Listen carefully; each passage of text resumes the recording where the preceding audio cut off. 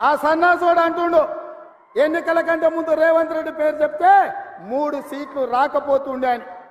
నేను ఇవాళ ఈ వేదిక మీద నుంచి ఆ సొల్లు వాగుడు వాగే కేటీఆర్కి నేను సవాలు విసురుతున్నా. బిడ్డ, ఇవాళ నేనే ముఖ్యమంత్రి, నేనే పిసిసి ప్రెసిడెంట్ను. రేపు రాబోయే పార్లమెంట్ ఎన్నికల్లో నేను సవాలు విసురుతున్నా. నీ చేతనైతే దమ్ముంటే నువ్వు మొగోడు అయితే ఈ తెలంగాణ రాష్ట్రంలో బిడ్డ ఒక్క సీటు గెలిచి చూపించు. నీ అయ్యా నువ్వు వస్తావో నీ అయ్య వస్తాడో మా కార్యకర్తలు చూసుకుంటారు. బిడ్డ, నువ్వు అనుకుంటున్నావా అల్లా తప్పగాడని? అల్లా తప్పగాలం కాదు, అవులగాళ్ళలాక అయ్య పేరు చెప్పుకొని కుర్చీలో కూర్చోలేదు సన్నాసోడా.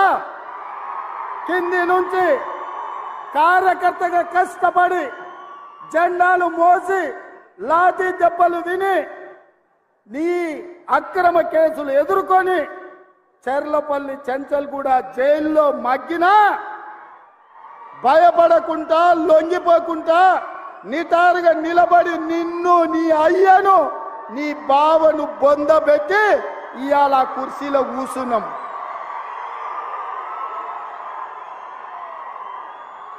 ఈ కుర్చీ ఇనాం కింద వచ్చింది కాదు, ఈ కుర్చీ అయ్య పేరు చెప్తే వచ్చింది కాదు బిడ్డ. నల్లమల్ల అడవి నుంచి తొక్కుకుంటూ వచ్చి నీలాగటో నెత్తి మీద కాలు పెట్టి తొక్కి ఆ కుర్చీలో కూర్చోబెట్టిండు మా కార్యకర్తలు. ఇవాళ కుర్చీ ఉందంటే అది మా కార్యకర్తల త్యాగం.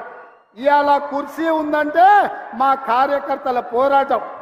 ఈ కార్యకర్తలు వీళ్ళు నాకు అండగా నిలబడ్డంత కాలం, నన్ను భుజాల మీద మోసినంత కాలం, నువ్వు కాదు, నిన్ను పుట్టించిన నీ అయ్య కాదు, వాళ్ళ దేవుడు వచ్చినా ఈ కుర్చీని తాకలేరని నేను ఇవాళ చెప్పదలుచుకున్నా.